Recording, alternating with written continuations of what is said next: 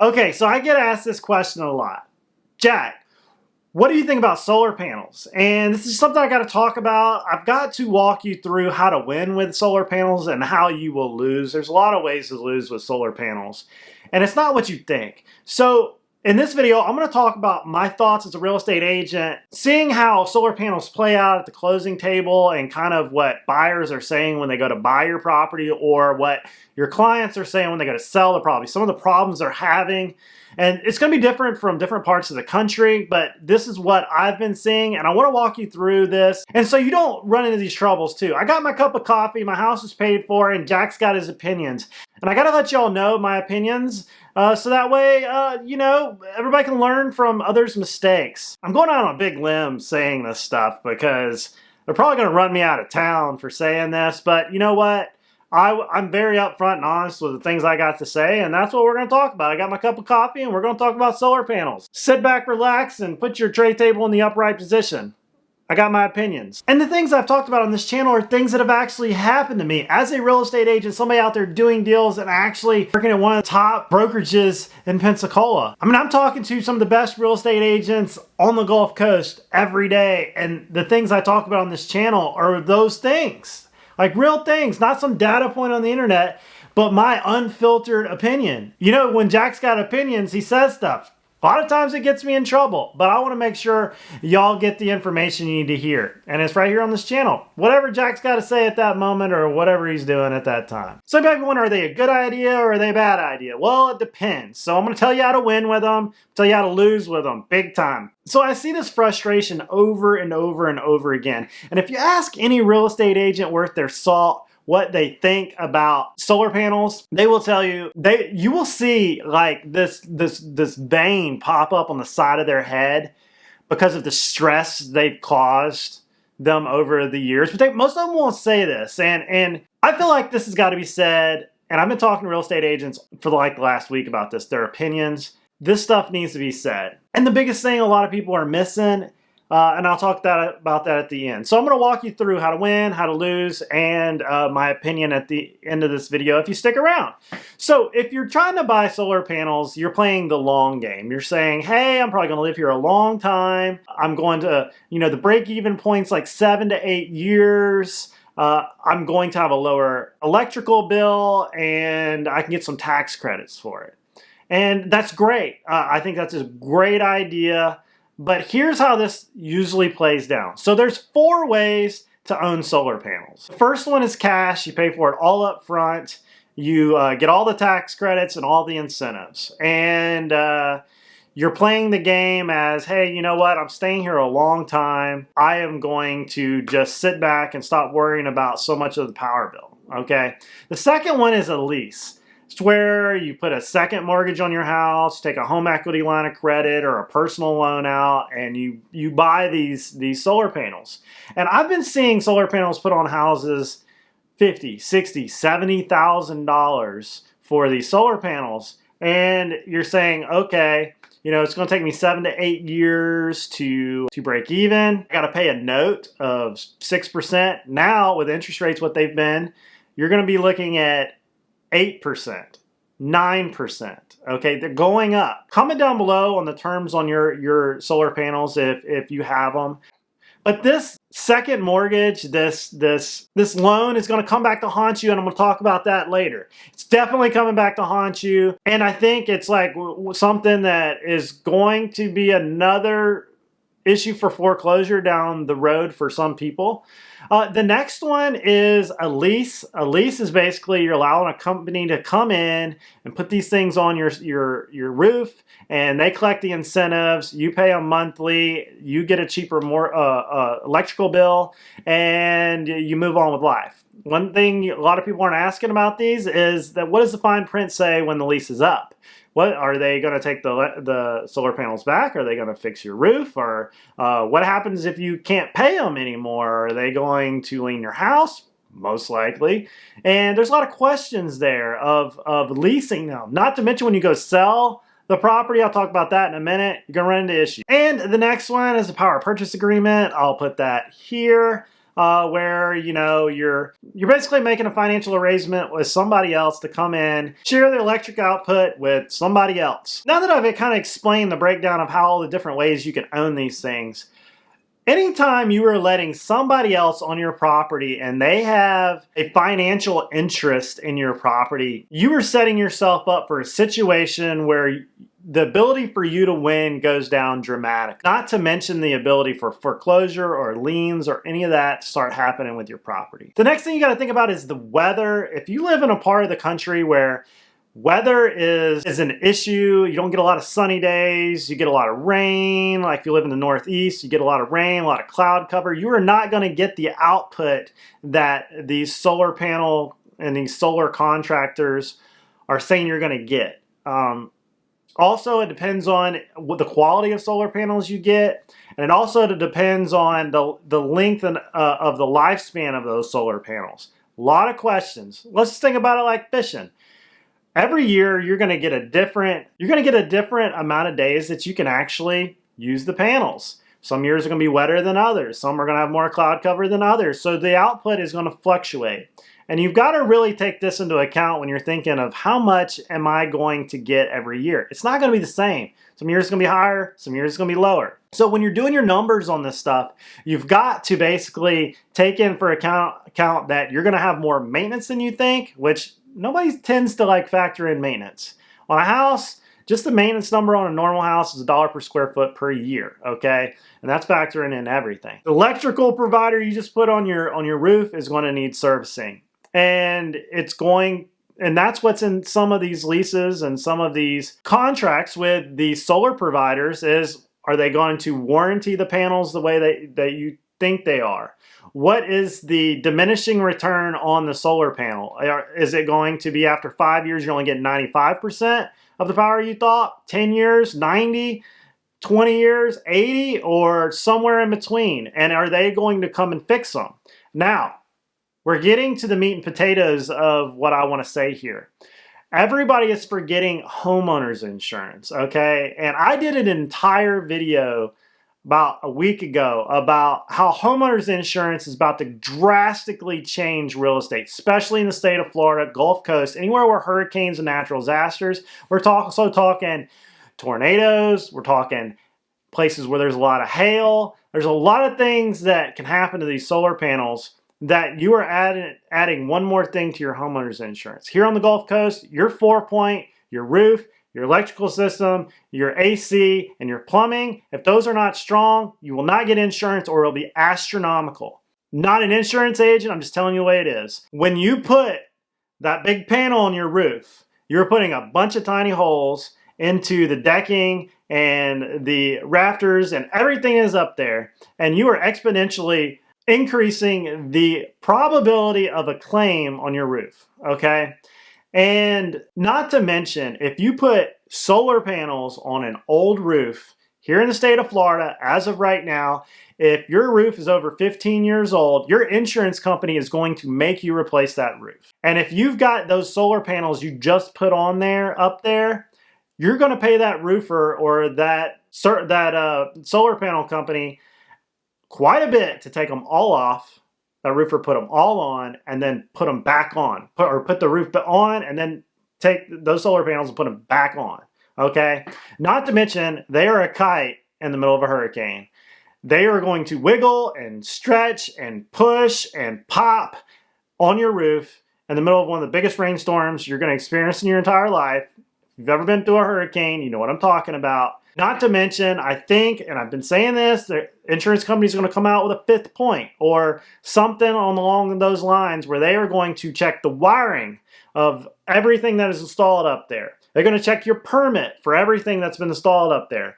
And that's all. They can all find it online now. It's a quick keystroke away. They're going to require that home inspector or that roof inspector to go up there and inspect every bit of it.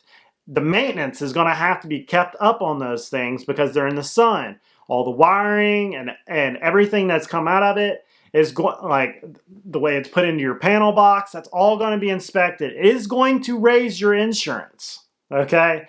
I'm just being honest here. Your insurance is going to change here in the state of Florida if you have solar panels. I want to add here the emphasis of insurance. If you have a second mortgage, they're probably going to require a certain type of insurance. Is your insurance company going to actually insure those panels?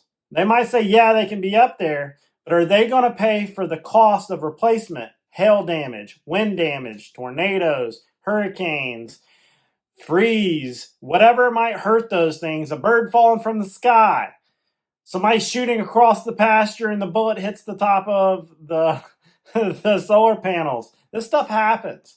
Your sons are throwing baseballs up in the air and they come down on the roof, hits a solar panel. Are they going to cover those things? If they're leased, the company you're leasing from is going to require a certain type of insurance. And it's going to change as we go along in this because this is very new.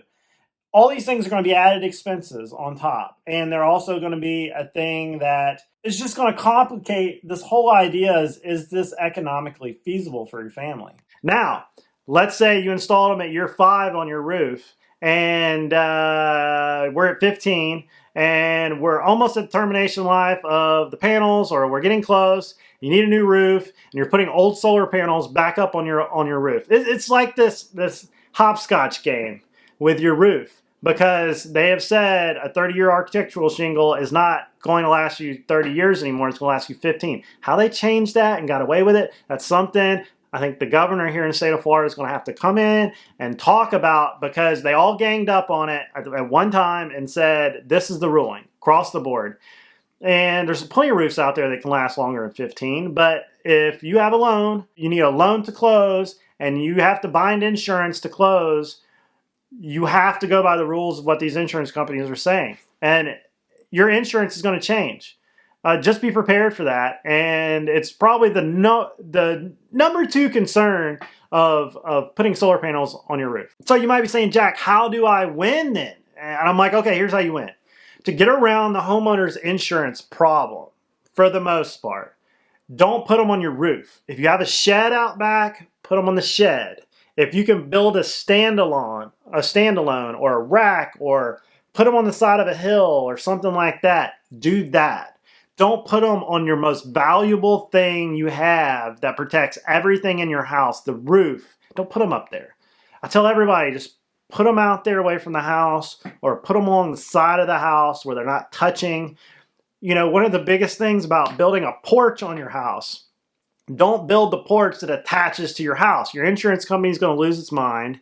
The permitting department is going to lose their mind, and you're attaching something that is going to allow water to come into your house, you know, screw holes, nail holes. You're attaching that to your house. Don't do that. Attach it to something else. Build it standalone. That's how you win on that front. Now, let's move into the lease, and let's move into the loan. Okay, some of these loans are going to require a payoff at closing. Some of these leases are going to require the person that is purchasing your house to assume the lease. Most of the time, I have seen these solar loans zap up all the equity that a homeowner would be getting when they sell their house. They're thinking, hey, I have put these things on, I'm going to make all this money. And then they forgot about that second loan, and it zapped up the equity. And then they forgot that the pool of buyers is going to, I don't think it adds value. One, because the solar panels are older than when they were put on. 2, you're probably getting to the change out of a roof within the next few years. You got to pay to put them back on, take them off and put them on. And then now you're putting old solar panels back up there. Another one is that you are going to have old technology put back up there. Odds are by the time you've exchanged the roof out and we're at the end status of the solar panels, when you're supposed to be getting the best return on investment, there's going to be something better out there. Bigger, better, faster, smarter. And you're going to be putting old tech back up there. And I know that's going to draw a lot of flack, but the idea that is putting a ton of equity on your house by doing this, you're not getting a 1 to 2 return. You're getting a 1 to 1 or a 1 to 0.75. Like you're getting a negative return if you're saying it's going to be, I'm getting a return on putting solar panels up there. Not to mention you're diminishing the buyer pool, because one, Most of the time the buyer doesn't want to have all this junk up there, so your buyer pool went down. Two, the lease is the lease is not going to want to be assumed because we don't even know what the terms are. Most of the agents trying to sell the property has no idea what the terms are. Most of them don't know where the documents are for the lease to put on the MLS, so you can bring it down with a seller's disclosure and say, hey, okay, this is what my client is going to be assuming if we buy this property. Most of the time the client doesn't want to assume the mortgage on the, if it doesn't have a payoff at closing, they don't want to assume the mortgage. They want to just purchase the property and walk away. And so it creates a really big problem. I haven't seen too many people win at the seller's table with solar panels. It just creates an issue, and then now the buyer's agent's got to find insurance, or the client has to find insurance on this house with this weird situation on the roof, and not to mention who's going to maintain it if the company's not going to maintain it. That's another thing. With a lease or these assumables, power purchase agreements, who's maintenance in it? Okay, and whether they can put another one on or come and fix yours, they're going to choose putting another one on, money over maintenance every time, okay? So you're probably going to have some slow maintenance on these bad boys, and if anything is different, they're going to say it's not my fault. Just like the cable provider will do when they disconnected my internet and then wanted to charge me $100 because they thought I climbed up the pole and unscrewed it. Fun fact. Because trust me, when banks are getting into the business, which they are in many different ways in solar, it is not to help you, it is to make money. I think a lot of these deals are going to wind up being to where people can't afford the solar payment and they get a lien slapped on their house, and before they know it, they're looking at a foreclosure situation, or when they go to sell the property, they wind up having to pay most of their equity back out to the solar company.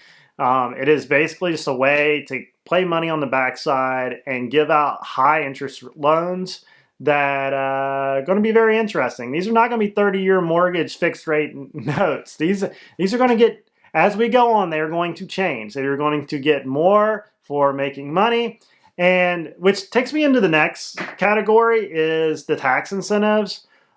That's cool. I think I would love for everybody to have solar panels on their roof. I'd love for everything to be electric. But the bureaucracy in our government doesn't allow for a lot of this. I mean, if you look at, okay, variable, what is the power company going to do? What is the local government going to do? What is the permitting department going to do? Let me tell you, to get a permit and to get things done in some places is an act of Congress, okay? Then you got to say, okay, is the building code going to allow these panels to be up there and be established properly? And does the building inspector even know what he's looking at? Because they've got to go back and learn how to attach a lot of these things. The code's got to come out with the proper screws and nails and buckles and tracks and everything there is to put these things up there with. Not to mention these panels are getting bigger and bigger and bigger and heavier and heavier and heavier, covering more and more and more. And what does the engineers got to say about it? And we could have a totally different administration next time. We could go from blue to red. We can go from incentivizing to not incentivizing. They change the tax code like literally every year, every 2 years. Every president has a new tax code. And it's like, oh, let's stop doing this and let's shift back over here. Oh, let's stop doing this and let's shift back over here. It's really hard to come out with a 30-year plan when they're constantly changing it. And now all of a sudden, the power company's going to share it with you. Now all of a sudden they're not. And anybody who's dealt with FPL, we know that there is always an issue with the power. You also got to ask, is the person installed licensed and does good work? Are they able to pull all the permits? And do you know anybody that has actually installed these things? These are all questions that you got to really put into account. So if you think about the things that can go wrong with them, electrical malfunctions, hailstorms, hurricanes, rain, wind, we have some of the randomest weather sometimes. So if you factor in all these things, in the window of 20 years, you got to really take all this into account. And I hope this video helped. I see this a lot, and I hope that everybody can get their information from not just the salesman and somebody that is on the side of the marketing of the solar panels and of the government wanting you to do it, and more of the functionality of having solar panels. Is it worth it? Well, it depends. Can you do it in a way that it doesn't raise your insurance? Can you make sure your maintenance costs stay low? Can you ensure that your output on the uh, solar panels can stay up? That you've hedged yourself from technology growing old, and is the bureaucracy and all these moving parts and things that can go wrong worth it to save a little electricity? I would love for this stuff to work. I think it's cool to be renewable. But if the federal government is going to constantly change their tax credits, if states are going to constantly change what they want to do with it, if there's no solid groundwork for the solar panels to become, attainable and installed, and they're not going to work. And if we can figure all this out, that's great. I just wanted to be I wanted every side of this to be talked about, because, as it stands, the moving parts can outweigh saving a little of energy over the course of time. I mean, if you're spending $70,000 up front to save $100 a month, it's going to take a long time to get that back. It's you really got to weigh that. And what else could you have done with that $70,000 to get you a better return? And that might be the better course of events. But if it's going to be on the roof, if it's going to be a loan or a lease, if it's a lease, don't do it. Just don't do it. If it's going to be a loan, it's almost a don't do it. If you can pay for it cash, cool, go for it. That's really all I gotta say about this. It needs to come full circle, and a lot of things need to happen for them to be functional, like here on the Gulf Coast. They haven't really become a thing yet. Don't forget to like and subscribe. Comment down below what you think. I just tried to throw this out here. I've shot it twice because I forgot to turn my microphone on, but you know what? See you on the next video. Hope this helped.